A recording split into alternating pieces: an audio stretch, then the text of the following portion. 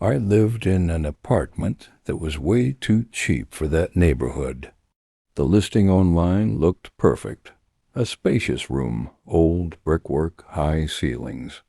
The landlady said the previous tenant had left suddenly, leaving most of his things behind. That didn't bother me. I was just looking for peace.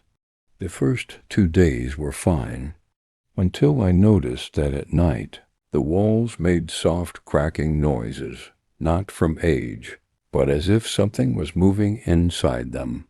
It sounded like breathing, a slow expansion, contraction. I thought it was the pipes or humidity, but then I realized when I held my breath, the walls went silent too. One night I pushed the bed closer to the wall to be sure. I lay there, listening. When you turn off every sound, you can hear something in there, deep in the concrete, sliding, like fingernails brushing against the inside of the plaster. On the third night, the smell changed, damp, salty, like sweat or dead skin. I decided to record the sound on my phone.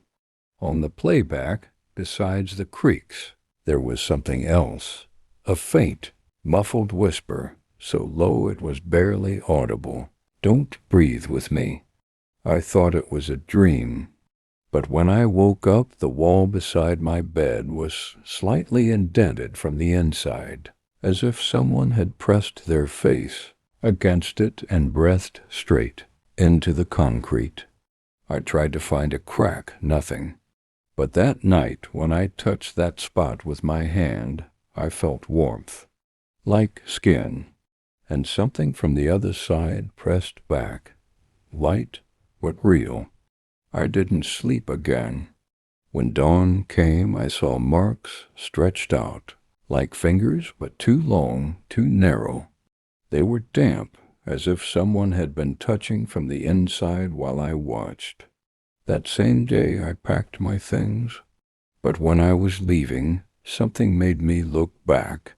On the wall where I had placed my hand, a bulge formed, like a face trying to push through, and from inside, through the crack, came the same voice. "Now breathe with me." I ran. The door slammed shut on its own, and when I reached the street, I heard it through the thin concrete. It inhaled, deeply, for the first time on its own. 130 days had passed. I counted them honestly. Every single day, I woke up and saw the shadows on my ceiling, shaped like the outlines of that apartment. I tried to forget, but I couldn't. In every room I stayed in, I kept feeling that the walls were moving, not visibly, not physically, just barely pulsing in rhythm with my breathing, my own. Eventually, I couldn't take it anymore. I went back. The building was still there, but its windows were now boarded up. I went around to the back. The door to the maintenance room was open. Inside, it smelled of dust and rot, but underneath that was something familiar, warm, human. Apartment 3B mine. I climbed the stairs. They were covered in dust, but on the third step there was a fresh footprint. Not mine. When I opened the door, the warmth hit me. Not from the heaters. It was alive, uneven, wrapping around my skin. The air was heavier here. I took a step inside and heard a faint, wet sound, like someone pressing their lips together from the other side. The walls looked different. The plaster had risen into bulges, not random ones, but as if something inside was pushing outward, forming smooth lines, like ribs, hands, collarbones.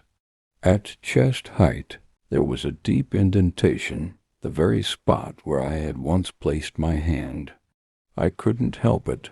I pressed my palm against it. The wall was soft and warmer than my skin.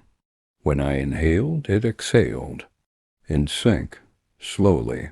That's when I realized It remembered me.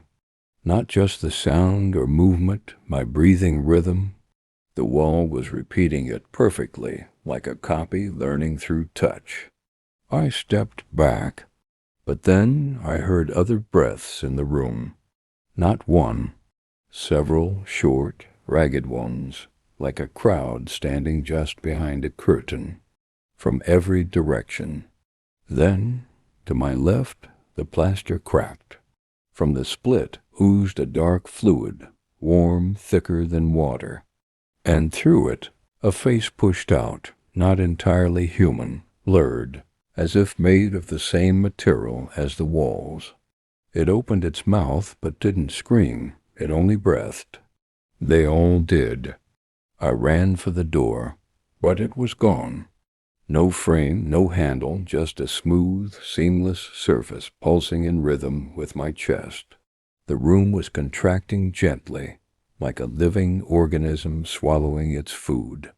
And then I heard it, the same voice, but now it was breathing with me. You taught me how to live.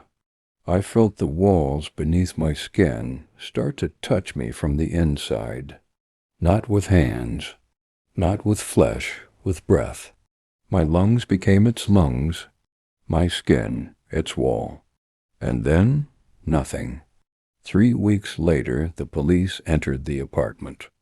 They didn't find a body, but in the center of the room, there was an imprint, the shape of a man pressed deep into the wall.